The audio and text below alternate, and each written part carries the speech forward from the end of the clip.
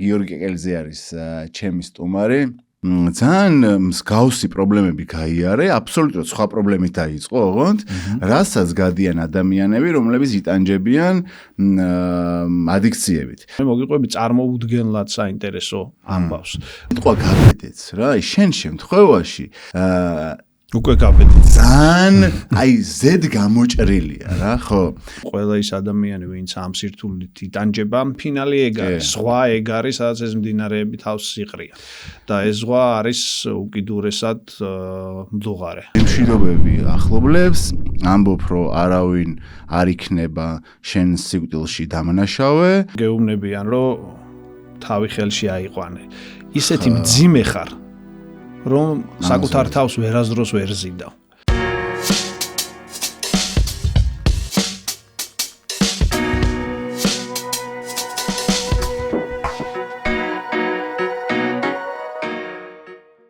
გამარჯობა, მაყურებელს მივესალმები ჩვენს ამ პოდკასტის მხარდამჭერებს, გულშემატკივრებს, ადამიანებს, ვინც ნელ-ნელა გვიერთდება, ეს რაოდენობა ამ ადამიანებს ძალიან იზრდება.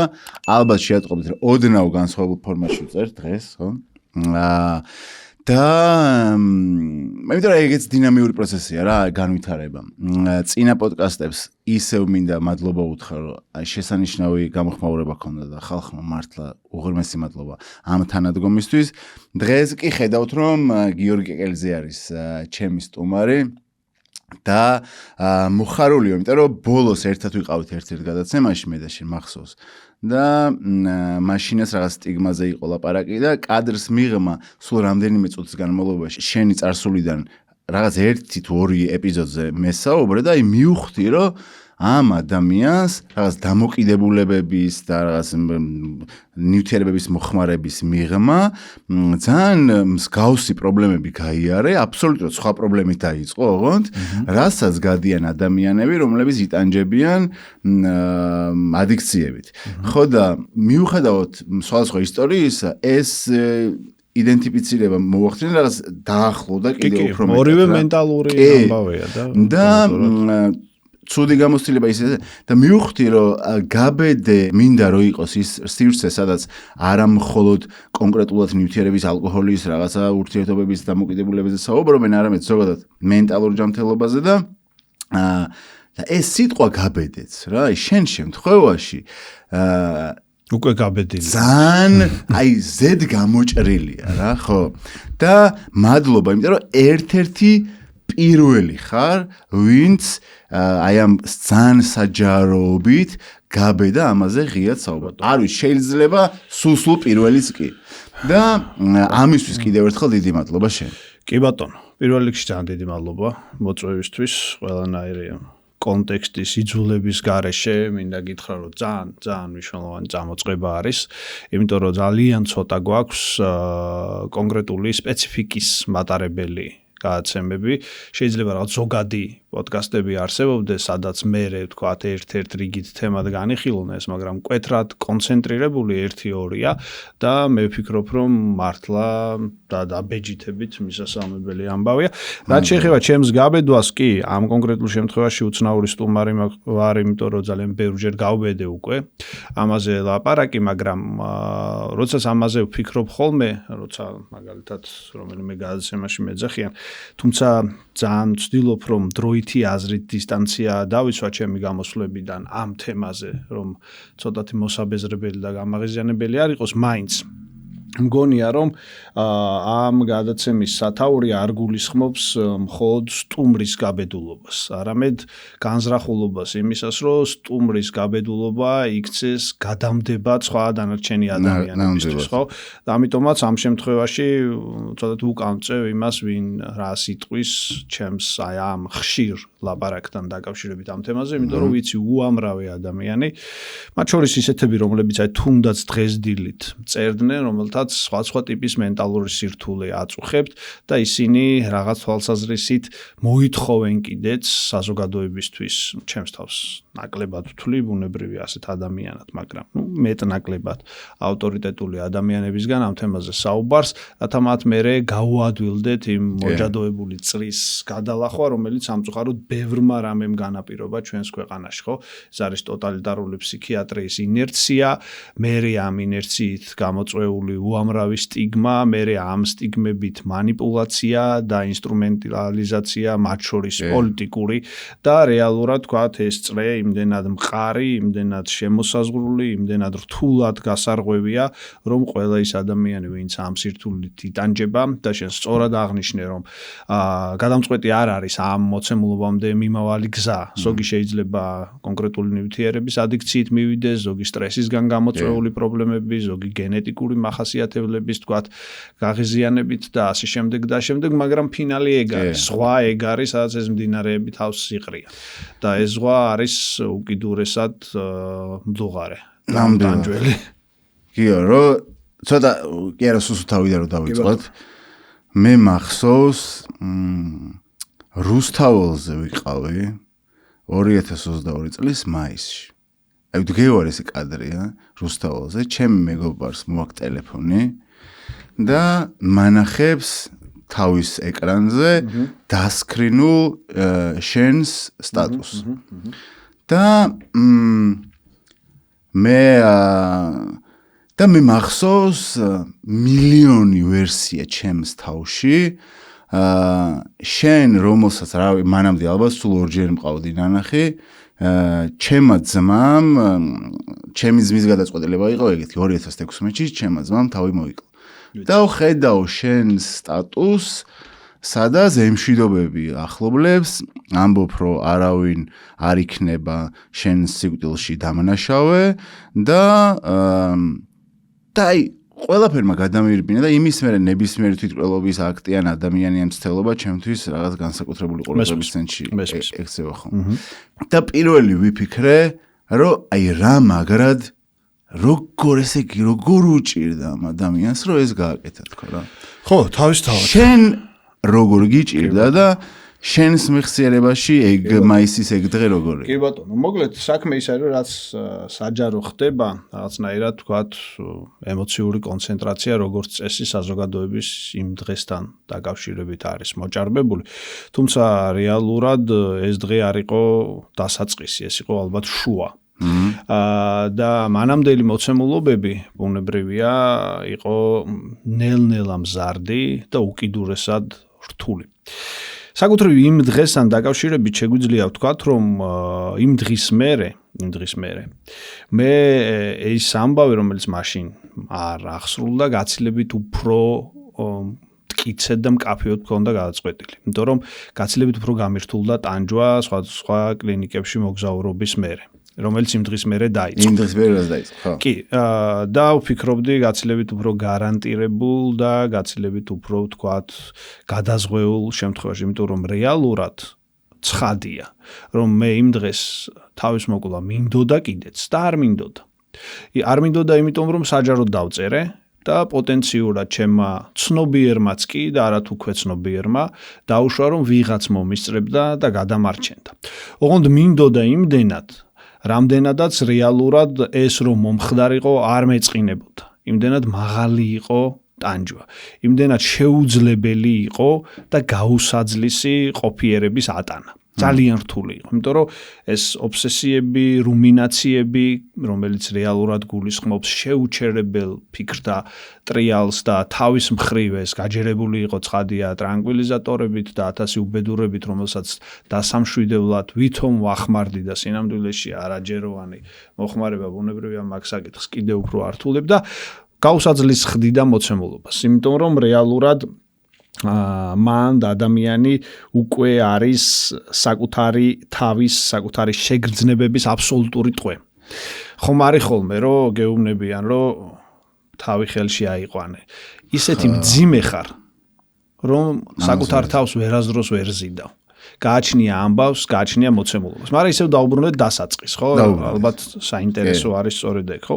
გარკვეული სტრესების მერე და ალბათ და დიდწილად ეს ასია და მეცნიერულად დამტკიცებული რომ კონკრეტული სტრესული მახასიათებელი და მათ შორის რაზეც თქვენი სტუმრები საუბრობენ ნარკოტიკული თქვათ ჩარევა სტრესი ასევე ორგანიზმისთვის იწვევს იმ თანამედროვე ვთქვათ ესეთი ცოტა სლენგური მეტყველებით რომ ვისაუბროთ ხო მოცემულობის დათრიგერებას რომელიც შენში გენეტიკურად არის დეფინირებული ხოლმე ამას რო ამბობენ ახაც-ახაცნაირი შიშია რა ბები ამბობენ არა ბებია ჩემს არაფერი არ ჭირდა კაცო დედა ჩემს არაფერს გენეტიკა არ არის დროში ასე მოკლე ვადაზე ვთქვათ გათვლილი მოცემულობა ხო შეიძლება ჭირდა ვიღაცა სადღაც ძალიან ადრე და ისიც რომ ჭირდა იყო გარკვეული სტრესებით გამოწვეული. ჩემ შემთხვევაში აღმოჩნდა ობსესიურობა. ხო?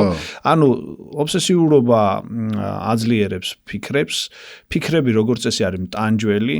ხშირ შემთხვევაში შეიძლება მორალთან, საზოგადოებრივ მორალთან რაღაც ტიპის კონფრონტაციაში ყოფი მე ამას ცდილობ რომ კომპულსიებით ებრძოლო, ნუ მე მაგალითად მქონდა დაბრალების ფობია. ხო, რომელიც ამძლავრი იყო და ეს ბევრ შენაკაც მოიცავს, ხო? და შესაბამისად ხო არ ნებისმიერი. ეგ ძალიან საინტერესოა, იმიტომ რომ მე რამდენიმე ფსიქოთერაპევტთან ერთად განვიხილე ეგ თემა არის სპეციფიკური ადამიანები, რომელსაც კონკრეტული რაღაცის დაბრალების პრობლემა აქვს და არიან ადამიანები, რომლითაც აქვთ ზოგადად ეს უკავშირდება სახელს. ანუ ყურეთ ძალიან ბევრი რაღაც მოქმედებს რა, როდესაც შენ თქვა ხარ ადამიანი, რომლის მთავარი მოდუსი არის სახელის მოხვეჭა, იქ უკვე დაბრალება მუშაობს. როდესაც შენ ხარ ადამიანი, როდესაც სხვა რაღაცა არის მნიშვნელოვანი, იქ საკუთარი თქვა ხრახნისი გერგება. ანუ ობსესიურობა ეგეთი რაღაცაა, ხო, ის ცდილობს რომ მიგიყვანოს იქ, სადაც შენ გამოუვალ მდგომარეობაში ხარ, რომელიც შენ პრობლემურია. მორალი არის უკიდურესად და ტიპაჟზე დამოკიდებული. კი, იმიტომ რომ ყურეთ მორალი როგორი რაღაცაა, ხო? მორალთან დაკავშირებით დიდ რეპრესიას ახორციელებს კულტურა და წნეხს, ხო? იმიტომ რომ კულტურები იცვლებიან და მორალი შეიძლება ვერ დაეწიოს. ო ვიღაც ტიპი გეუბნება რომ შენ საზოგადოებისგან გაიკიცხები თუ აი ასე ზიხარ, იმიტომ რომ ჩვენ ესე მივიღეთ ეს, ხო? მე უკვე ნაჯდომი ვარ ასე და ვფიქრობ რომ თქვა უი, რას ამბობ, ხო? მორალი შეიცვალა, ესე იგი მე პრობლემური ტიპი ვარ. და აქედან გამომდინარე სირცხვილის შეგრძნება, ხო? ამ პრობლემურებასთან დაკავშირებით სახელის გატეხვის შეგრძნება. ჩემ შემთხვევაში აღმოჩნდა მთავარი, მე მოგიყვები წარმოუდგენლად საინტერესო ამბავს, რომელიც ფსიქიატრიებისთვისაც ძალიან საინტერესო кейსია და ფსიქოლოგებისთვისაც. ეს არ არის know-how, ამაზე ბევრი არის ნაფიქრი, რომ სიკვდილის შიში აღმოჩნდა, რომ კულტურით დეფინირებული ადამიანისთვის, რომელსაც ბევრი ფაზა გამოიარა და ბევრი სხვადასხვა რაღაცა არსებობს, რომლის გამოც მას მორალური პრობლემა ექმნება, აღარ არის გადამწყვეტი შიში. ნახე, მე რომ გადავწყვიტე თავის მოკლა, ვფიქრობდი მეთოდზე. ცხადია ყველაზე უმტკივნეულო შეიძლება ყოფილიყო მედიკამენტების დალევა, მაგრამ მანამდე თავის გადაზღვევისთვის ვიფიქრე ესეთი რაღაცა, რომ ვთქვათ, სამართებლით თუ რაც არის სამართლებელს დასამაგრებელი, ვთქვათ, შესაბამისი მოწყობილობა, მოდი გავაკეთებ რა. შევედი მარკეტში. ძალიან ცუდად ვარ რა, წინა დღეა მიმიყვანა აი როგორც ეს დერეალიზაცია, ირგვლივ ეს სამყარო თან არსებობს, თან არ, ცალ-ცალკე ხართ რა, ორი სამყაროა პარალელურად, ერთ შენ ხარ, მე ვარ. და სადღაც ბოლოშია მახსოვს ეს რა, მივედი და თავის მოკლო გააწყვეტილი მაქვს. მივედი და ავიღე ეს რაღაცეები რა, სამართლებლის თავები. და მოვდივარ გზაზე.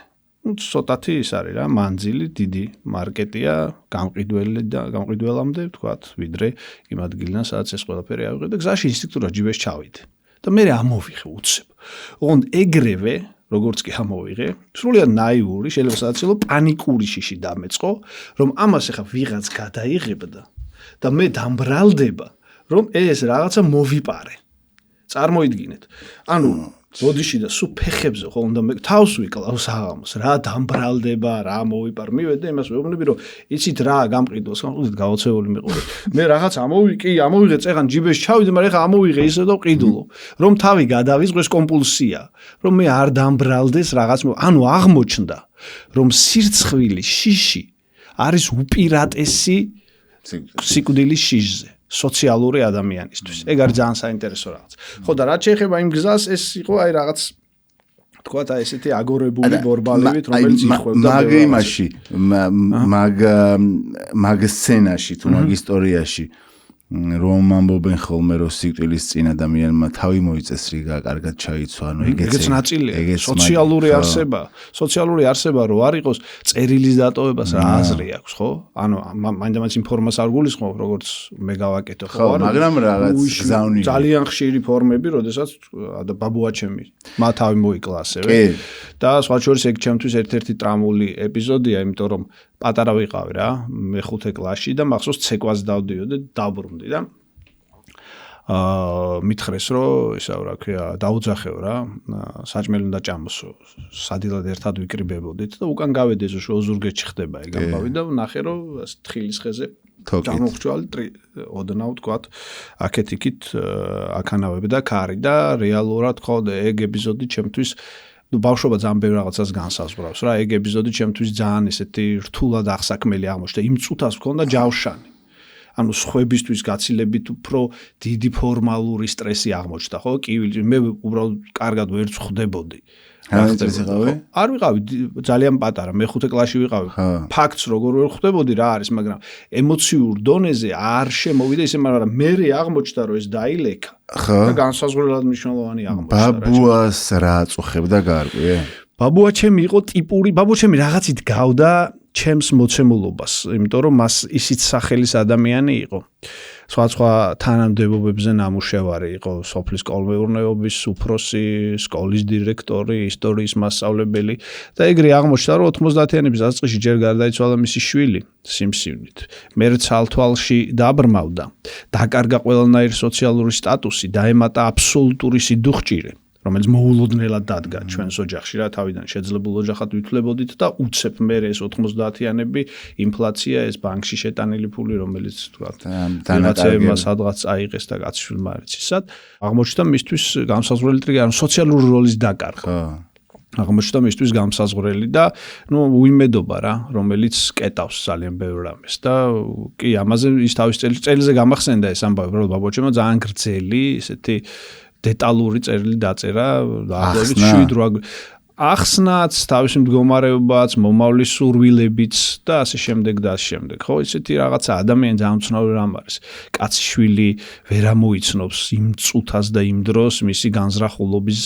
მთავარ მოტივს და იმ გამბედაობას რომელიც შეიძლება მას ჰქონდეს იმიტომ რომ რეალურად ამ გამბედაობას სხვა რაღაც აძლევს ადამიანს ეს უკიდურესად სამწუხაროა და გამბედაობა სიტყვა ამ შემთხვევაში არ არის იმ კონტექსტში რა კონტექსტშიც ჩვენ ამ გადაცემის სათაური თავზე დაგვნათის ხო ეს არის ცუდი გაბედე ასეთი გაბედეებიც არსებობენ მაგრამ ჩვენ გვინდა რომ ადამიანმა გაბედოს და უარი თქვას იმაზე რისი განზრახულობაც აქვს ეს არის კიდევ უფრო ძლიერი გაბედო აი რომ ამოვწუროთ ბაბუის თვითმკვლელობის სცენა რომელიც შენს მეხსიერებაში ტრამულად დარჩა როდის ამოტივიტივი და როგორც ტრამვა და მანამდე ვიდრე მე თვითონ თქვა ამ ძიმე ფაზაში შევიდოდი ნამდვილად მანამდე დავიწყე ამაზე ფიქრი და რეფლექსია და მივხვდი რომ რაღაცნაირად ეს მრავალმხრივ სევდიანი ამბავი იყო ჩემთვის იმიტომ რომ იყო ჯერ ერთი კონკრეტული ადამიანის დაკარგვა რომელიც ძალიან ახლობელი იყო იმიტომ რომ თელი ბავშვობა ხანს ღაბრებს მიკითხავდა კისერზე შემოჯენილი დავყავდი, რაღაც ისტორიას მაცნობდა, ლიტერატურას მაცნობდა. ანუ საინტერესო კაცი იყო რა, რთული ცხოვრების გამლელი, ასეთი ტრაგიკულის, მაგრამ საბოლოო ჯამში უკიდურესად კეთილმოსურნე სამყაროს მიმართ, ხო? და მივხვდი რომ ეს იყო სიმბოლო იმ პერიოდისა. უფრო სწორედ, რომელშიც მე ვცხოვრობდი. ანუ სიმბოლო იყო დედაჩემისაც, მამაჩემისაც, ბებიაჩემისაც, სულ ყველასი ერთად. ანუ შეკრებილი აქტი იყო იმ გამოუვალი მდგომარეობის და მათ შორის ჩემის, რომელიც დედის ერთად ვიყავი, შეძლებდა დაგვარად ცდილობდნენ რომ არაფერი არ მომკლებოდა, მაგრამ ნუ ხა იმ პერიოდში გარდაუვალი იყო სრულყოფილი ცხოვრება, ხო? რაღაცნაირად თითქოს ბაბუაჩემმა შეკრიბა ეს 90-იანი წლები და განახორციელეს ეს მოხდა 1995 წელს 7 მარტს.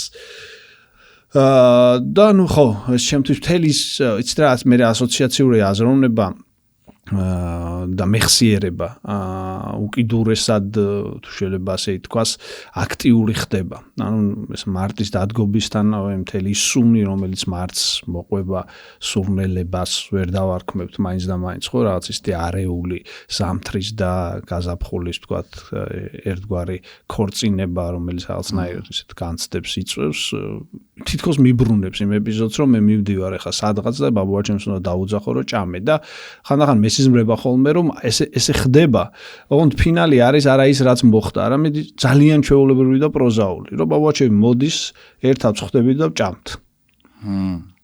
ეგეთი ხდება. კი, აი ამ იმაში რა ქვია, ჩემს სიკვდილშიო ბრალი არავის მიუძღვის, მხოლოდ მე და ჩემს ობსესია წარმოსახვევს. ეგ იყო ინერციული ტექსტი. აი როცა ამას წერდი, აი რა წარმოსახვები გახსოვს, რა იყო ბოლო შეუძლებლობა გაძლების. ანუ უყურეთ როგორ არის აქ თუ ფიზიკურად. ორივე. ანუ უყურეთ როგორ არის მაგას ყვებოდი და დაუბრუნდებით პირველი კითხვის პასუხს, რომ რაღაცები ფაზა ძლიერდებოდა რა, ანუ საწყისი ნაწილი არ იყო ასეთი რთული. უბრალოდ მე დავიწყე ცოტა ჯიუტი ადამიანი ვარ რა, ისეთი დაუმორჩილებელი და მაინც ექიმების ინსტრუქციებს არ მიყვებოდი იმ აზრით კი არა, რომ რაღაცას ვთქვათ შავ ბაზარზე რაღაც წამლებს ვეძებ. არა, უბრალოდ რასაც მაძლევდნენ ვთქვათ მედიკამენტებს, მაგალითად ტრანკვილიზატორებს, ხო, ბენზოდიაზეპინებს. იმას რა კიდე უფრო რომ დაუმშვიდებულიყავი, ოდნავ ამატებდი. სინამდვილეში ბენზოდიაზეპინი არ არის ყველაზე უკეთესი გამოსავალი, თუ უკიდურესი შემთხვევა არ არის ობსესიურ-კომპულსიური მიდრეკილების ადამიანს. მე იცი რა, კომორბიდული არის ისინი, რომ უფრო ადამიანურ ენაზე რო ვთქვათ, დაავადების განსაზღვრო არის ძალიან რთული მენტალურის, იმიტომ რომ გადადის ერთმანეთში. ხო, აი ეგრეთ წოდებული borderline შეიძლება ვთქვათ ახლოს იყოს ობსესიურთან, ობსესიური შეიძლება PTSD-საც კონდეს ვთქვათ ფენომენოლოგიურად მახასიათებელი და თლად ზუსტად აღგენდია რომ არა ყვები ახლა მივდივარ იქამდე რაც მითხარი რომ ახსნა, ამიტომ ვუკეთებ ამ შესავალს, რომ რეალურად ამან გაამძაფრა გააორმაგა ჩემი მდგომარეობა და რეალურად უკვე დიაგნოზურად მე ერთობლივად მჭირდა რამდენიმე რაღაც. ეს იყო უკვე მე დეპრესიაც რომ შემოვიდა, ეს იყო დერეალიზაცია, დეპერსონალიზაცია, პოსტრესული აშლილობა და ობსესიური აშლილობა. ანუ სრული ალყა. ამ ალყის გარდა ახლა ერთი კაცისგან ესე ლოგინში რო წერს უკვე და ფიქრობს რომ ნუ აი რა, ხო? კი მე ვითომ რაღაც ხალხს უყვარვარ, სახელი მოხვეჭილი, საქმე გაკეთებული, ეგენი ქრება. აღარ არსებობს. პირიქით, ეგენი დამატებით ტვირთად იქცევა, იმიტომ რომ შენ უკვე აღარ შეგიძლია გააგრძელო იგივე, ხო? და ნეტა ეგ არ იყოს ფიქრობ და ნუ რეალურად ფიზიკურ ნაწილში უკიდურესად გადადეს, იმიტომ რომ ხანდახან არის ხოლმე, ხო, ხშირად თითქოს ნუ მესმის რომ ეს რაღაცა ცოდნის ნაკლებობის გამო ცალ-ცალკე განიხილავენ რა. ყველაფერი არის რეალურად გადაჯაჭვული ერთმანეთთან. ანუ ფიზიკა და ფსიქიკა არის ერთი ნაწილი, ერთი ორგანიზმის, რომელიც ერთმანეთზე ურთიერთქმედებს და იმ შემთხვევაში მე ვიყავი 51 კილო თუ რაღაც, მქონდა რეალურად სხეული სრულად თუ შეიძლება ასე ითქვას მოშლილი მაგალითად მასლოკინებ და შეუჩერებლად, იმიტომ რომ ბენზოდიაზეპინი ეს ის რეფლექსი მასკნა მოადუნა და შესაბამისად ეს ცალკე წამება იყო, იმიტომ რომ რეალურად ეს ძალიან ცუდად ხარ და შეუჩერებელი გინდა გაიჩერო თითით რაღაც საშინელი მესმის ცოტა არაესთეტ რაღაცებს ყვებით და აქ მოსულა ყველაფერი ხო, თლად ყველაფერი ალბათ არ მოსულა, მაგრამ ნუ ზღვართან მიახლოებით ვცდილობ რომ ზუსტად აღწერო რა შეიძლება ადამიანს შეემთხვას და ეხლა ხანდახან რომ წერენ ხოლმე რომ აი მაგალითად ტიპი წევს და ვერ დგება რა ფეხზე, ცუდად არის დეპრესია და მშობელი მიდის და ეუბნება რომ ადექინუ ზარმაცობ და რაღაც ესეთი ხშირად გვსმენია, ხო? ძალიან დიდი მავნებლობა. იმიტომ რომ რეალურად შეუძლებელია რომ ეს ადამიანი ადგეს, შეუძლებელია რომ თავ შემოუძახე და მოიხოდე და რაღაც ისულელე. არ გამოდის ეგ. რაღაც ფაზაზე არ გამოდის, თუმცა რეფლექსია მერე უკვე როდესაც თქვა აღმართს გადახვალ, მე განსაზღვრულად მნიშვნელოვანი. ძალიან მნიშვნელოვანი. იმიტომ რომ მე უკვე დამცავი ფარი მხოლოდ ეგ არის. მე აი ხა იცი ორი კითხვა მიშდება რომ სად შენ თქვი რომ დიდხნიანი ისტორია აქვს უცბად ერთბაშად არ მომხდარა ნელ-ნელად აგროვდა ხო მთელი წელი რა თითქმის მაგ დღემდე მთელი წელი თითქმის და მაგ დღის მერეც 3-4 თვე გაცილებით მზაფრებაზე ცოტა უფრო მანამდე რამე ნიშნები კი როგორა სული როგორა მე ყოველთვის ობსესიური ადამიანი ვიყავ და ამას შენ მაგრამ არა არ გაწუხებ და ხო გაწუხებ კი მაგრამ აი მაშინ უყურეთ როგორ არის სხეულს იმიტომ ვადარებ მაგ ამბავს რა რაღაცეები არის რასთან დაკავშირებითაც დამცავი ფუნქცია რაღაც ეტაპზე მუშაობს მძლავრად ანუ თვითონ გონება ყოველდღიურობა სოციალური ცხოვრება ცდილობს რომ აისხლიტოს ეს მაგრამ იქ აღმოჩნდა მრავალმხრივ ეთყობა ეგეთი ფაზა მან მიზეზებს მართლა არა განსაზღვრელი მნიშვნელობა კრებითია რომ რეალურად ორგანიზმმა ვეღარ აწია ეს და ჩაეშვა და ოღონდ დაემატა კიდე ერთხელ ვამბობ ეს არ არის რაღაცა იმისთვის გამიზნული რომ თქვა პროცესს დავეხო კი ამისთვისაც არის მაგრამ რეალობაც არის რომ დაემატა ტრანკვილიზატორების შეუსაბამო მოხმარება ანუ ყველაზე საშინელი კომბო რაც შეიძლება ყოფილიყო აი ეგ იყო კი ეგ შეგიძლიათ კითხოთ ჩემს ექიმებსაც რომელთა უმრავლესობასაც რეალურად რაღაც დრო დადგა რომ თვითონაც როგორც მე ჩემი ძალიან ახლობლები მეუბნებიან მაინდა-მაინც დიდი იმედი აღარ ქონდათ რომ მე მაკედან გამოვიდოდი განსაკუთრებით 2022 წლის ივლის-აგვისტოში ან მაგის ამბის მერე ეგ მაისი ხო კაი შენს თუ სულ ასეთი ტიპაჟი იყავი ობსესიური თუ ყოფილა შემთხვევა რომ სიტყვაზე შენს ახალგაზრდობაში ან ბავშვობაში ვინმე ამჩნევდა ამას სადმე მიუყვანი ხარ ეს ითვლებოდა ხასიათობრივ ნაწილად არსად არ მიუყვანი ვერ არავის ეგ პრობლემაა რა თქმა უნდა იმიტომ რომ ჯერ ცოდნაც არ არსებობდა მე ხასიათია რა კვირტებული ტიპია რა რაღაცაზე ფიქრობს დამატე ჭარბ ფიქრიანობა ხო ეგ ისედაც არ ფიქრიანობას მოქმედებას მოყვებოდა overthinking-ს რასაც ეძახიან მოქმედებაზე გარემოს პასუხს ანუ რეალურად მაგრამ მე ვარ სოციალური ну ახლა რა ვიცი, უცეთ გადაჭარბებული არ ვიძახი, მაგრამ რაღაცნაირად სოციალური მონსტრი ვარ რა, ანუ რომელიც ცდილობს რომ ყველაფერში იყოს ჩართული, ცხოვრებაში ბევრნაირი საქმე კონდეს, იყოს სულ აქტუალური და ასე შემდეგ.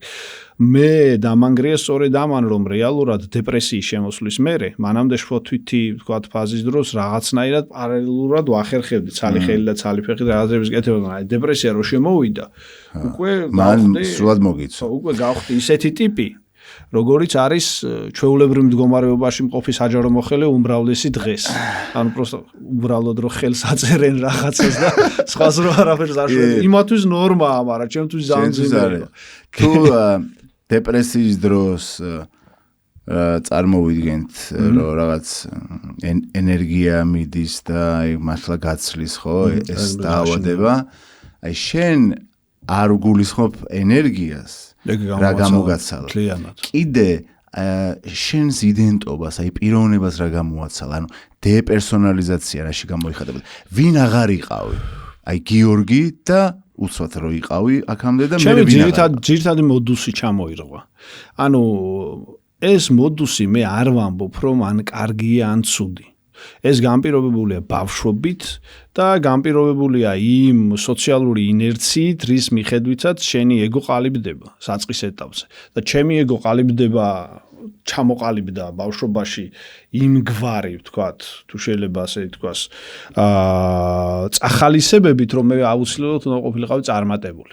და როგორც კი ვთქვათ, ამასთან დაკავშირებით კითხვის ნიშანი შემოდის, რომ შენს ფუნქციას საზოგადოებრივს კარგავ, მე ეს დამეხმარა პირიქით ძალიან. და გეტყვით რა მე ხო შენ უკვე ხდები გარკვეულწილად ამ ინერციის ტყვე და ნადგურდები. როდესაც მე გამოვდიოდი მდგომარეობით, ხო? და ეს ნელ-ნელა ცხადი იყო რა, როდესაც ჩავხსენი ეს ტრანკვილიზატორები უკვე სწორი ანტიდეპრესანტების მიღება დავიწყე, მე უკვე ნელ-ნელა იმათ ჩახსნაც, ხო? რეალურად დავიწყე ძალიან აქტიური ვარჯიში საკუთარ თავთან დასაბრუნებლად.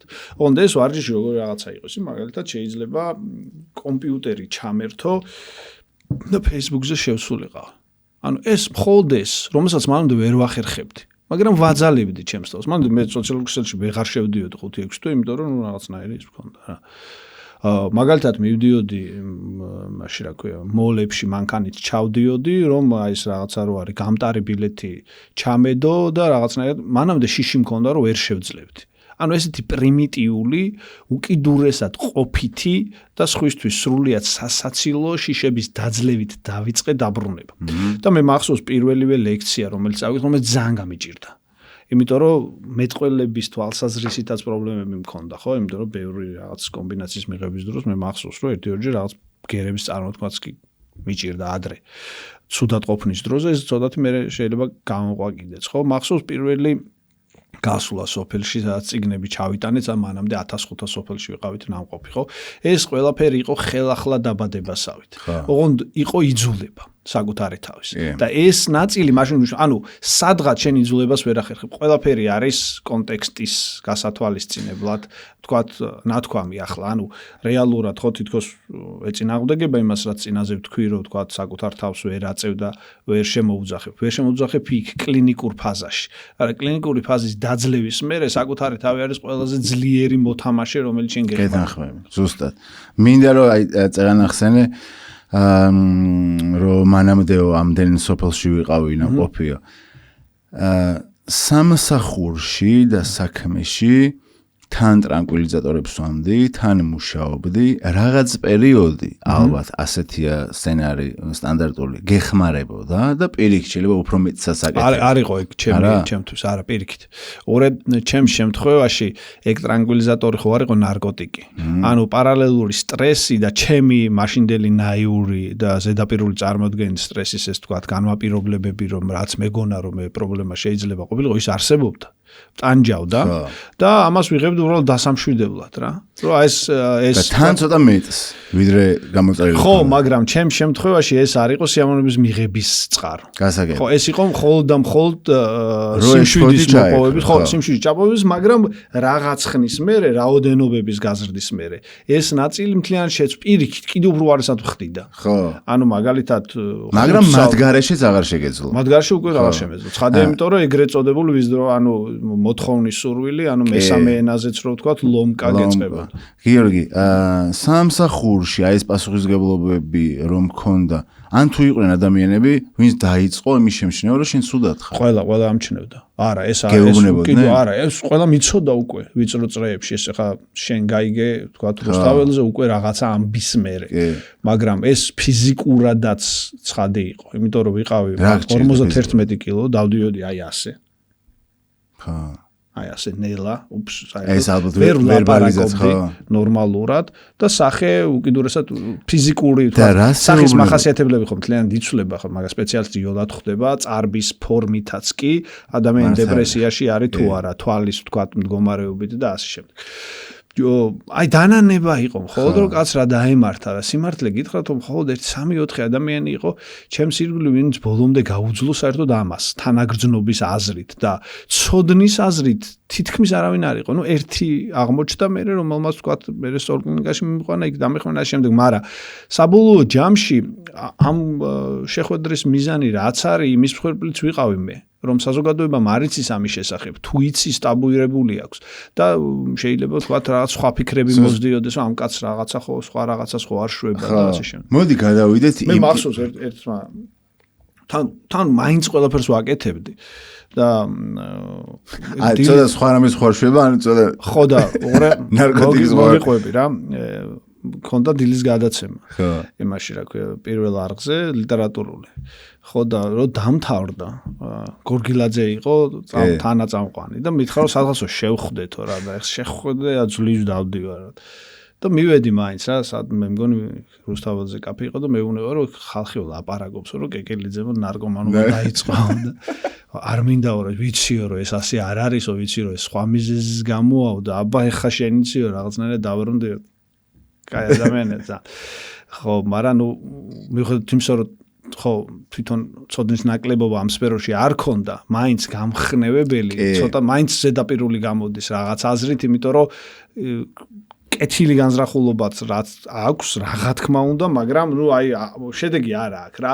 ერთადერთი გამხნევება სწორი მაგ დროს არის ის, რომ შენ ამას გადალახავ, მაგრამ გადალახავ იცი როგორ მომკიდე ხელი და წამოდი სადღაც, რომელიღაც სპეციალისტთან, იქ ეხლა კონკრეტულ კლინიკებს არ დავასახელებ. არ დავასახელოთ, მაგრამ დაასახელებ თუ არა ადამიანს ან ადამიანებს, ვინც მოკიდა ხელი და წაგიყვანა. კი, რა ვიცი, ძალიან ისეთი ვიწრო წრე იყო სახელებს მაინც არ ჩამოვთვლის 3-4 ადამიანი, რომელიც გვერდით მედგა, მათგან შეიძლება ზოგიერთ საერთოდ არ ჰქონდა ეს ვალდებულება, თუ არ სოციალური ვალდებულებები, რომ მეგობარი ხარ, ნათესავი ხარ რაღაც. ძალიან ცოტა რა. დანარჩენებმა ან გადაწყვიტეს, რომ მე უკვე აღარაფერი აღარ მეშველება, ან შეეშინდათ უკვე ამ მოცემულობის, რომელშიც ვიმყოფებოდი და გარკვეულწილად თქვათ ეს დისტანციას იწვევს. ძალიან ძნელია. იცი რა, მოდი მე არ მინდა რომ ეხა ჩემი ეს ლაპარაკი იყოს ვიღაცის კრიტიკა. განა იმიტომ რომ ვერიდები. უბრალოდ ისიც ვთქვათ, რომ შფოთვითი აშლილობის და დეპრესიის თქვათ მქონე ადამიანის ჭირის უფლობა არის ძალიან რთული. იმიტომ რომ ეს არის ხო პერსონალური პრობლემა, რომლის გასაღების პოვნაც ექიმის გარდა სხვა ადამიანს ძალიან უჭირს, გვერდით ზის და ხედავს რომ შენ ხარ სხვა ადამიანი. კბილი რო გტკივა რაღაცნაირად ხვდება ის კაცი რომ გააქვს ეს გამოცდილება რა მასაც ატკივებია და გეუბნება რომ ტკიოდა და რაღაცა დავიდი ან იქ მივიდეთ და ამის გამოცდილება საერთოდ არ აქვს იმას. ვერ ხვდება რა გჭირს. და თან წარსული სოციალური კონტექსტი რომელიც გვასწავლიდა რომ ეს მორალის პრობლემაა და არა ეს ყველაფერი და ანუ ეგ სტიგმები და ათასობედურება ეგ ზევიდან ემატება და კიდე ართულებს რა მაგ ამბავს, მაგრამ ძირითადად ეს სტიგმა შეიძლება ძალიან ახლობელმა ადამიანს სტიგმა დაიკიდოს კაცო რომ გამოვა მაქე და რამენარ მაგრამ თვითონ ვერ მონაწილეობს. ინგრეო. მე შენნაირი ხდება ლამის რა, ანუ შეიძლება პირდაპირ მნიშვნელობით კი არ ვამბობ, მაგრამ მენტალურად მართალი ძალიან ის არის. თანადამოკიდებულების შემთხვევაში არ არის იოლი გასაწევი. ამიტომ მე არავის არ ვაკრიტიკებ მაგ ნაწილში, უბრალოდ ზოგადად. აი ეს ადამიანები მე მაინტერესებს, რომ როგორები აღმოჩნდნენ, ანუ რატომ არ შეეშინდათ, ანუ აი ან რა мотиваცია იყო რომ ვინც ამას ნახავს იქნებ ან გვერდში ყავდა ან თვითონ არის ეგეთი მე ვისურვებდი რომ ადამიანები აღმოჩნდნენ ასეთები არც თლად იმ ფაზაზე უკვე აღარ სადაც მე ვიყავ და მანამდე რომ სხვა დანარჩენს არ კონდეს ამხელა ტანჯვის გამოცდილება და მალევე მიხედოს ამ პრობლემას. იმიტომ რომ იქ ბოლო ფაზა ეგ ძალიან დასაფასებელია და სრულიად ბრწყინვალე თქვათ თუ შეიძლება ასე ითქვას ადამიანური მახასიათებელია და ეს ადამიანზეა დიდწილად დამოკიდებული და მის ემპათიაზე, მაგრამ აი ბოლო მომენტამდე იმედი მაქვს რომ საქმეს არ მივიდა. როდესაც გაჩნდება ნიშნები, რომელიც ძალიან ცხადია, ხო? ვიცით რომ მაგალითად აი შფოთვა თუ გაქვს კონკრეტულ რაღაცაზე და ახლობით კვირაზე მეტი ხანი შენ აუცილებლად ეგიმთან უნდა მიხვიდე.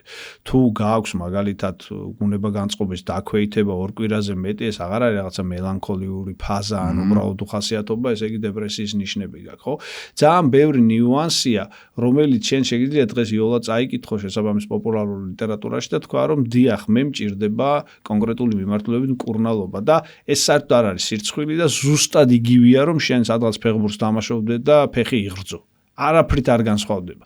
იმიტომ რომ კრიტიკული ხარ ადამიანი და იმაზე უფრო კრიტიკული და ჭკვიანი ხარ, ვიდრე შეიძლება ვიღაცა მეორე და მესამე და მე შემთხვევით არ მიხსენე ხო ვიღაცა ხალხი ხო არის რაღაც მოჩინოვნიკო ტიპები და ტელევიზორში გამოდიან და იძახიან რომ ეს ფსიქიატრიის სფეროა და ეს გიჟი ყოფილა და რაღაცა თვითონ საერთოდ არ აკეთებ. მე რო ყველაზე ცუდად ვიყავი 10 ჯერ მეც ვაკეთებდი იმაზე.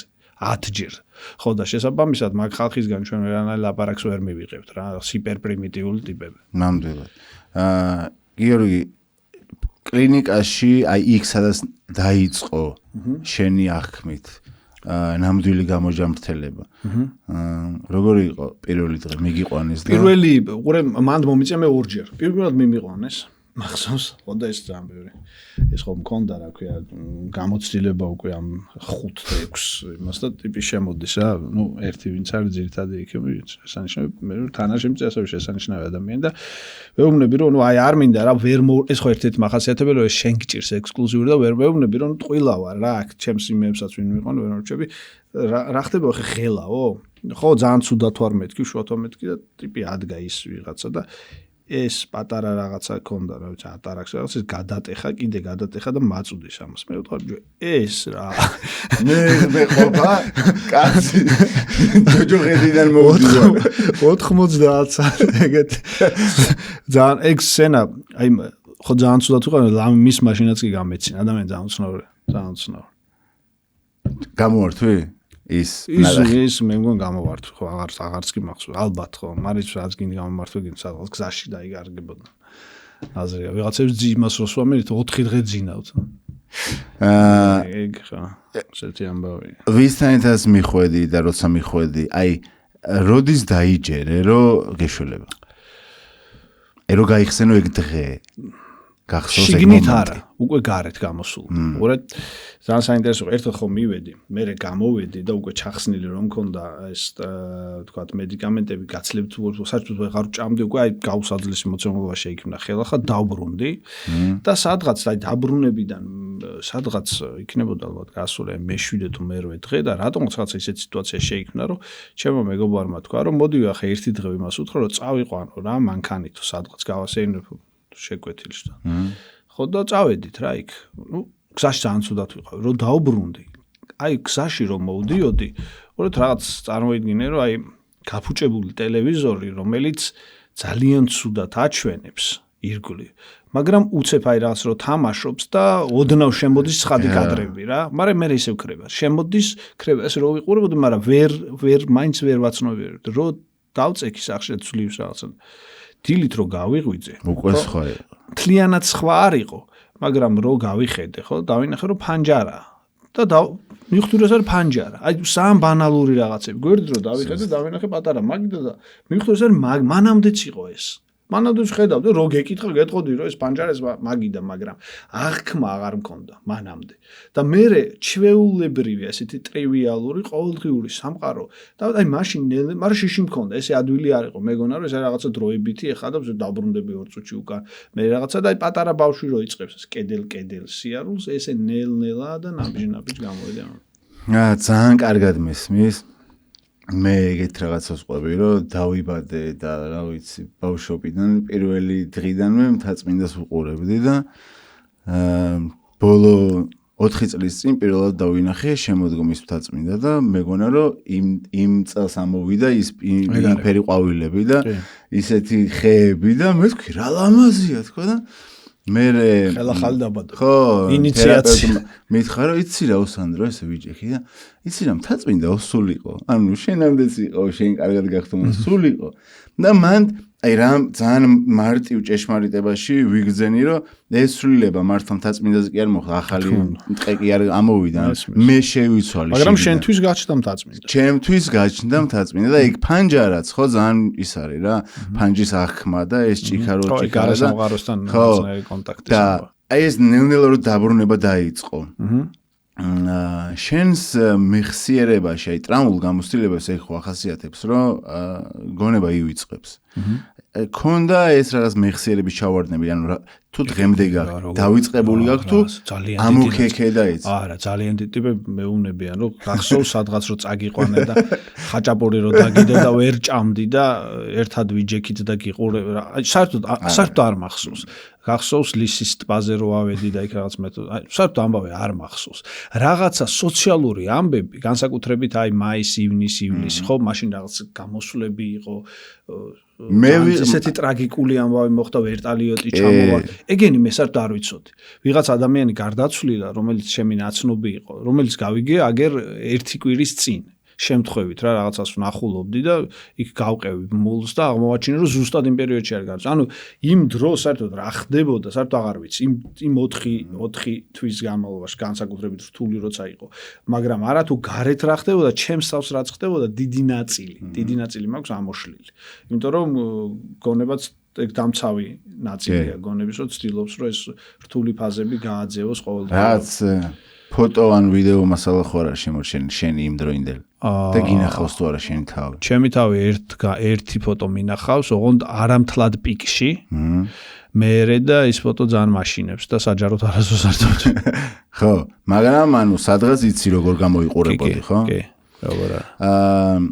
შენ რის გამოც გაბედე საჯაროდ საუბრობ. ანუ ეს мотиваცია რაღაც ხების დახმარების ხო მართლა ძალიან მნიშვნელოვანია და როგორ ახერხებ ამას და ეს ვიღაცებს რო ახსენებ ხოლმე ეს ადამიანები უცხო ადამიანები არიან გირეკავენ რჩევაზე ეგ ჩემთვის ძალიან მნიშვნელოვანი ნაწილია ანუ არ გამოურიცხავ იმ ნაწილსაც რომ ეს ჰუმანური აქტიც არის რა თქმა უნდა და ხა თავზე ნაცარს არ ვიყრი იმიტომ რომ დროს ვხარჯავ და შესაბამისად ძალიან ბევრ ადამიანს ველაპარაკები მაგრამ ამავდროულად გულწრფელები რო ვიყოთ ეს მშველის მეც მათთან ლაპარაკიც ხო? ხო, მან ცოტა სხვადასხვანაირად მე აღმოჩნდი ასეთი და ვიღაცები პირიქით იძრგუნებიან, ამ გამოსა უკან ბრუნდებიან თითქოს რაღაც პერსონაჟი, ამიტომ ყველას ვერ დავავალდებულებთ რომ ამაში ჩაერთოს. ჩემ შემთხვევაში უბრალოდ ეგ კარგად გადაიკვეთა, რომ აი ვიღაც ადამიანო პრობლემაზე მელაპარაკება და მე ვამხნევებ და ვეუბნები რომ ასე იყო, ხოლმე არასდროს ბუნებრივია ზღვარს არ გადავდივარ გულისხმობ იმას, რომ არასდროს არ ვიღებ ექიმის ფუნქციას. არ ვხვდები არასდროს, სხვა შორის იმიტომ რომ ეგ დამოკიდებულებას იწვევს მხოლოდ თქვათ ციფრულ ფორმატში ველაპარაკები და დანარჩენს რაც შეეხება შენ რა წამალს სვამდი და ამას დავლევ და თქვათ ამებს მე უკვე ხო ამ ნაწილში მე კიდურესად თქვათ შემოსაზღვრულად ვეუბნები რომ მიდი ექიმთან და ის გამოგიწერს თუმცა ეს ჩემ უცბად რომ გაგაწყვეტინო ეს მიდი ექიმთან ნუ სპეციალისტთან ხო და ქართულ სინამდვილეში ქართული ლოკალური ფსიქიატრია არის შენი აი ამ ცოდნით რაც გაქვს ახლა. უკეთეს ვიმსახურებთ ცხადია, მაგრამ ყავს რამდენიმე სპეციალისტი, რომელიც თქვა მუშაობს. ხშირად რო გაგვიგია რომ აი ეს მუდმივად ეს არის რომ ადამიანს უწევთ ერთი ექიმის გამოსვლა, მერე სადღაც მისვლა, მერე სადღაც და ამასობაში მძიმდება ეს მე 25 გამოვიცვალე ერთი კი არა. ორი პრობლემაა რა თქმა უნდა ხელისწეცებით დადიხარ. მაგრამ ხელისწეცებით დადის ფსიქიატრიც, იმიტომ რომ და საერთოდ სოფლიო ფსიქიატრიაც, იმიტომ რომ რეალურად მოგარგოს ანტიდეპრესანტი, ეს არის ცოტა ჯადოქრობის ნაწილი. უნდა დაემთხოს, ძალიან გამოცდილება ჭირდება. მხოლოდ ცოდნა უკვე აღარ შველის. ანუ გამოცდილების და ცოდნის სინთეზი უნდა იყოს, რომ ადამიანმა შეძლოს და პირველივე თუ არა მეორე მცდელობას. ეს მესმის რომ უკიდურესად ტანჯველი ამბავი, იმიტომ რომ მოთმინება ამ დროს არის ყველაზე რთული. წარმოიდგინეთ, ტიპები გეუბნება შენ ძალიან იტანჯები და შეიძლება ხა ეს სვა 3 თვე და არ მოგიხდეს და მერე შევცვლით. ეს ამის მოთხოვნა შეიძლება ძალიან დაგვიანებულიც იყოს. ძალიან რთულია, ამიტომ არის ძალიან რთული და სპეციფიკური სფერო. მეორე ამბავი ის არის, რომ კი ჩვენ გვყავს ბრწყინვალე ნევროლოგები და მათ შორის რამდენიმე და მე მათ ვერ უსაყვედურებ, იმიტომ რომ კონტექსტია ესეთი გამოსავალი არ აქვს და ძალიან კარგად მკურნალობენ ამ დაავადებას, მაგრამ წესით ეს მათი სფერო არ არის. ანუ ადამიანების უმრავლესობა მიდის ნევროლოგთან და მიდის რატო? იმიტომ რომ ფსიქიატრს რო ახსენებ, ვაიმე. ეს ისეთი საშიში სახელდებაა და შეიძლება ვიღაცას გიჟი ვეგონო და ამიტომ მივალ ნევროლოგთან ნერვიულობით ყველა ნერვიულობს იმ სიტყვას გაავს და შესაბამისად ნევროლოგთან მისვლა ეუფემიზაცია ხდება ამის რაც არ არის სწორი ზოგადად და ადრე თუ გვიან ბუნებრივია უკეთესი განვითარების ფაზაზე ეგ აღარ უნდა იყოს ეგრე დღეს ვერ ვსვერშვებით ხო და გეთანხმებ ბევრ ფსიქოლოგის შემთხვევაში ეგრე არის და ნარკოლოგის შემთხვევაშიც ხო რომ გამოჯამრთელებისკენ გზა მართლა ძალიან რთულია. შენი აღქმით გამოჯამრთელება არის ტკივილისგან გათავისუფლებული ახალი ცხოვრება თუ ტკივილთან ერთად ცხოვრების სწავლა. ფაზას გააჩნია. ტკივილის ის მასშტაბი, რომელიც მაშინ გაქვს, მასთან ერთად ცხოვრებას გამორიცხავს. ყველაზე რთულ ფაზაზე. მაგრამ ტკივილი ყრუდ ყოველთვის რჩება. ამიტომ რეალურად შენ უნდა მოახერხო ამ ტკივილის წაყრუება და მასთან ერთად ცხოვრება. მცირე ტკივილების. ეს ისედაც არის ადამიანად ყოფნის ნიშანი, მე მგონია და ამას ვერსად ვერ წავალთ. შენმა ოჯახის წევრებმა, თქვათ, დედა, როგორ მიიღო შენი აი ეს გამოცდილებები რა თუ არიან ჩართულები და აი ეს ცოდნა ხო ცნობად მიიღეს იმიტომ რომ ხანდახან არის ხოლმე რომ ისე უნდა დისტანცირება რომ თითქოს ეს ჩვენს ოჯახს არ უნდა დამართნოდა ეს შენი გამოცდილება არ არის ეს შენ არ დაგმართნა მან მაგათ თქვათ მაგ თვალსაზრისით სითამამეს ხელი შეუწყო ჩემივე სითამამე იმიტომ რომ როცა გამოვედი და ამავდროულად თქვათ დაინახეს რომ ჩემს სოციალურ წარმატებას ამან ვერაფერი ვერ უქნა ხო თავარშიში ეგ იყო რომ აი მე რაღაც არ ეგონოთ და შენ და ასე შემდეგ და შემდეგ მე რაღაცა ჩვეულებრივად მიიღეს. ანუ ძალიან მნიშვნელოვანია შენ როგორ იქცევი. იმიტომ რომ შენი ქცევა ხდება მერე გადამდები სხვისთვის და ამიტომ გჭირდება. ეს გაბედო არ არის აუცილებელი ჩემსავით და შენსავით მაინდამაინც ესე საჯარო იყო და ათასობით ადამიანი ლოკალურ წრეში უნდა იყო ღირსეულად და შესაბამისად უნდა თქვა რომ არა მე არაფერი რაღაც გადავიტანე დამთავრდა რა. ისეთივე ნაწილი ვარ ამ საზოგადოების როგორც შენ და ზუსტად. გიორგი 15 კაცი 20 კაცი რა რამდენი ადამიანი წარსულში აი იმ გამწვავების ფაზის პერიოდში პიკებში გეუბნები თუ გაგიკეთებია ისეთი რაღაც ან გითქვამს ვინმესთვის ისი დანაშაულის შეგრძნებას აი მოხდება არ ვიყავი სხვა შორის ეგეთი ტიპის თქვათ პაციენტი ვიცი რომ ეგეთები ბევრი არიან იმიტომ რომ მე რაღაც ესეთი ჩაბრუნებული მქონდა ეს აგრესია და შიგნით ჩემს თავს ჭამდი რაც უარესია და დიდად ეხა სხვას რაღაცა შეურაცხყოფა მიმიყენებ რა თქმა უნდა რაღაც თვითონ ჩემი მოცემულობა იყო ისეთი რომ უკვე სხვისთვის შეიძლება აუტანელი და გამაღიზიანებელი ყოფილიყოს მაგრამ ხა ვიღაცასთან თქვათ ის რაღაც დამეშავები მე თუმცა შეგნებულად ნაკლებად. მაგრამ ასეთებიც არიან და უნდა გაუგოთ მათ მეტნაკლებად, იმიტომ რომ ნუ ისეთია რა, ძალიან რთული აი ეს ობსესიური ფიქრები, მხოლოდ საკუთარ თავზე იყო თუ სხვაზე შეიძლება მოგჩვენებოდა რამე? არა, ეს არის საკუთარი სხვადასხვანაირად ხდება ეგ და სხვადასხვანაირად ახასიათებთ ადამიანებს, ხო, ობსესია ხო რეალურად არის რაღაცა განმეორებითი აკვიატება, ხო? არიან ადამიანები, რომლებიც ფიქრობენ, რომ თქვათ, ყველა ნივთი უნდა იყოს რაღაც წესრიგით თქვათ დალაგებული. ეს წესრიგი ხო ქვეცნობიერად არის განცდა შენი სიმშვიდის, რომ გარკვეულწილად უსაფრთხოდ ხარ ამ წესრიგში, ხო? წესრიგი კონსტიტუცია გულისხმობს შენს უსაფრთხოებას და აქედან მოდის. მე ეს კიდე უფრო თქვათ სხვაფერდება მაშინ, როდესაც შენ ამ წესრიგის გადამოწმებას იწყებ, ხო? ხო არ დამრჩა გაზი ჩართული, შუქი ჩართული, შეიძლება მობრუნდე ძალიან შორიდან, ხო? მე ეს კიდე უფრო ზაფრდება, როდესაც შენ ფიქრობ, რომ გაზი რო დამრჩა ჩართული ვიღაცა თქვათ ხო არ გავიდა და მეზობელთან სული ხო არ შევიდა, ან უკვე სხვა არ ვაზარალებ. მე ამის გადამოწმებას იწყებ. მე იქიდან რომ ამას გადაამოწმებ, კიდე უფრო მაღალ საფეხურს მოსინჯავ შენი გონება, იმიტომ რომ ეს აღარ აკმაყოფილებს და რაღაც ახალი უნდა მოიგონოს. და ამ მოგონებებში ის ეძებს გამოუვალ მდგომარეობას, სადაც იტყვის რომ რა ვიცი, აი ჭიანჭველას ხო მართლა დავაბიჯე პეყიდად გავსრის ეს ნამდვილად მოხდებოდა. ხო და შესაბამისად თქვათ აქ არის სწორედ მისახედი და შესაჩერებელი ეს ამბავი, თორე ეს სადღაც თქვათ კომპულსია ამას ძლევს. ხო მე თუ ვიტყვი რომ თქვათ აი ამ ჭიკას ასე დავდებ და უკვე მშვიდად ვარ. კი ძლევს, მაგრამ ეს ჭიკა მარტო აღარ არის, რო გავიხედა უკვე მობილური შემოდის, ეს შემოდის და სამყარო გთავაზობს სხვა ამ თვალსაზრისით გამოწვევს დაუსრულებლად, იმიტომ რომ შენი გონება ითხოვს ამას, შენი ობსესიულობა. ამიტომ სადღაც უნდა ჩაკეტო, უნდა ესე იგი ჩაკეტო, რომ გამარჯობა ჩაკეტე. არამედ ამას აქვს, რა ვიცი, ნაბიჯი და რთულად მისასვლელი. გასავლელი.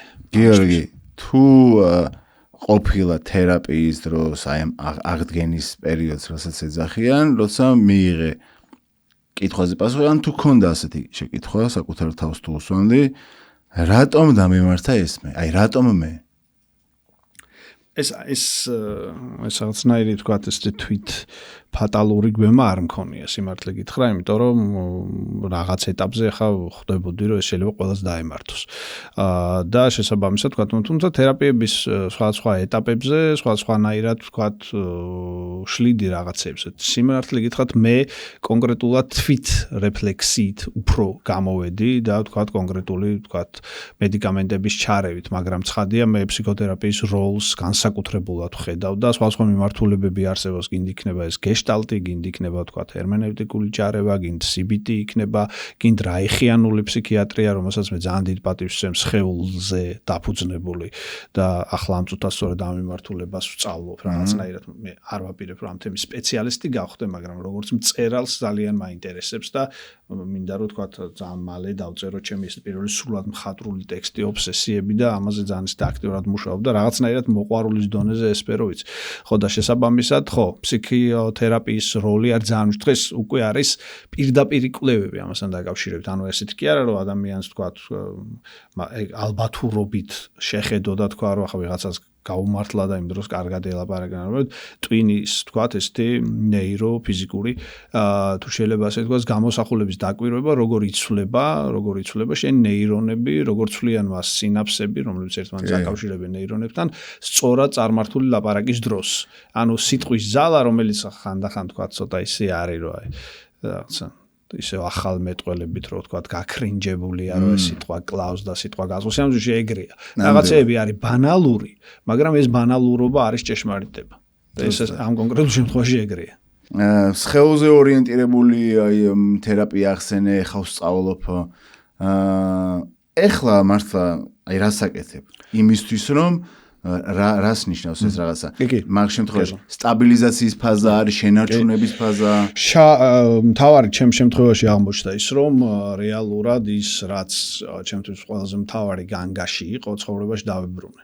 ან ჩართულობა სოციალურ ცხოვრებაში რა, ყოველდღე ვთქვათ, ხან ერთ სოფელში ჩავდივარ, წიგნები ჩამაქვს, ხან მეორეში, ხან ვთქვათ, წიგნის წარდგენა, ხან ვიღაცას ხვდები, ხან ან სოციალურად ძალიან აქტიურად მონაწილეობ ცხოვრებაში, ბევრგან ვთქვათ, და შესაბამისად თქვა ეს ნაკლებად უტოვებს ტვინს მოცალეობის დროს სახში რომ მიდივარ სულ წავიკითხო ან რაღაცები ნახო ფეხბურთი ან სულ ჩართული ვარ რომ ტვინმა რაღაცნაირად საბოლოოდ გააძევოს განმეორებითი მდგომარეობიდან ცუდად ყოფნა ხო თავიდან ხო იმახსოვრებს ამას ტვინი და დიდი ღვიძლი დამახსოვრებულა ისე ცუდად და ამას მუშაობდა ესე ვარჯიშობდა მოხდა ეგ დაიწყო ეგეთი რაც წეღან მიყევ უკიდურესად პრიმიტიული რომ მობილურზე ჩამოუტვირთე ხელახლა WhatsApp-ი ოღონდ აი ამას შორიდან ხო და ფიზიკურ აქტივობას თუ ანუ სხეულს რას ძალიან მნიშვნელოვანია ახლა ცოტათი მოვიკოჭლებს ზუსტად ამ ფაზაში მაგრამ მანამდეც დავაპირებ გაგრძელებას მაგალითად ცურვით ვარ დაკავებული რა ძალიან მშველი სხვა შორის იმიტომ რომ სხეულის სინქრონული ჩართულობა მით უმეტეს ოღონდ ასე კი არა რომ აი ხა გავცხერთხელ ხელი მოვიქნი არამედ აი კონკრეტული დისციპლინით სტოიციზმი მან ძალიან მაგარი რაღაცა როდესაც შენ იცი რომ აი მაგალითად 15 ჯერ უნდა გაცურ გამოცურო საკუთარი ენერგიის უკიდურესი დახარჯვის ფონზე მე უკვე სეროტონინი სხვანაირად აკუმულირდება ორგანიზმში და მთლიანად ცვლის განწყობას კი ნამდვილად ეგრეა და ეხლა ერთი კითხვა გამიშთა ეგეთი რომ რაღაც ვიცი რომ შვილის აღზრდაში ძალიან ჩართული ხარ და შეიძლება დაგვარა დედაზე ძლიერად ვერა ეგ გამორიცხული ხო ეგ როგორც არ უნდა ვიზადოთ გამორიცხული დამოკიდებული ადამიანების წარსულიდან და ამ გამოცდილებიდან ცოდნიდან გამომდინარე ვიტყვი და დავუსვამ ამ შეკითხვას რომ მოკლედ არსებობს ესე იგი მოსაზრება რომ დამოკიდებულება დაახლოებით 25% განპირობებულია მემკვიდრეობით და ეს გადაეცემა და ყოფილა ხოლმე შემთხვევები როცა მიფიქრია რომ რაღაცა რა ჩემ შვილს შეიძლება რომ რაღაც გადაეცეს და აი ეს შიში და შფოთი შენ შემთხვევაში თუ გააქვს ეს შფოთი რომ რადგან ქონდა შენ ეს გამოცდილება შეიძლება თქვა ობსესიური ხო არ იქნება ჩემი შვილი ალბათ იქნება ნაწილობრივ მაგრამ უყურეთ რა არის ადამიანად ყოფნის მთავარი უპირატესობა ეს შეიძლება ვიღაცისთვის რელიგიური თქვა მისტიფიკაცია იყოს ვიღაცისთვის ყოფითი ვიღაცისთვის თქვა ფსიქიატრიის სფერო ადამიანს შეუძლია ცვლილება საკუთარი გენეტიკის ეს არის ყველაზე მნიშვნელოვანი რაღაც საკუთარი ნებელობით ადრე თუ გვიან ის გენეტიკური მახასიათებელი კონკრეტულმა ცვლილებამ ჩამოაყალიბა სტრესმა სხვა ადამიანების ჩარევამ ასევე შეუძლია რომ ადამიანმა გარდატეხოს თავის თავში და მის მიერ გადაცემული ფაზა იქნება აბსოლუტურად განსხვავებული ანუ ადამიანი ცვლის ამას და ეს არის ადამიანად ყოფნის მთავარი უპირატესობა როდესაც შენ შეგიძლია შეცვალო რელიგია ახსენე და შენ ერთი კითხვა თვლი რომ ხარ გადარჩენილი ადამიანი? კი, ნამდვილად გადარჩენილი ადამიანი ვარ, უკიდურესად ესეთ, რა ქვია, გრიგალებში გამულ ბეწვის ხიდზე გავიარე. რისი გჯერა, რისი გწამს? ეგ ძალიან ინტიმური ამბავი მგონია და ალბათ არასაჯაროდ სალაპარაკო. რომელი ტკივილის გეშინია? ადამიანების დაკარგვის, მათ შორის არა მხოლოდ ფიზიკურის. მადლობა. გაბედეთ. ამ გამბედაობისთვის ალბათ კიდე იწერს და ამიტომ საჯაროდაც მინდა ვთქვა. მართლა შესანიშნავი თანამოსაუბრე ხარ და გამბედაობის რაღაცა უმაღლესი მწვერვალზე მდგომი ვარსკვლავი ხარ, იმიტომ რომ ერთ-ერთი პირველი ხარ და აი ამ უმძიმესიდან გამოსული. ასევე ძალიან მოგესალმები შენს გეთანხმები, რომ ამ საჯაროობით სხვების დახმარება ზე გადის ალბათ ეს გამბედაობა და მეც мотиваციას ეგმაძლევს და სულ რო რაღაც წლები გავიძეს და ერთი ადამიანი მაინც გამოჩნდეს, ვინც თქვა რომ აი მე გიორგის მოусმენი ან სანდრო და გაბედე ვნახე და ეხლა უკვე ბევრია. აი შენს გადაცემასთან დაკავშირებულიც ნახულობ იქ კომენტარებს. ძალიან კაი. კი ბატონო. მადლობა შენ.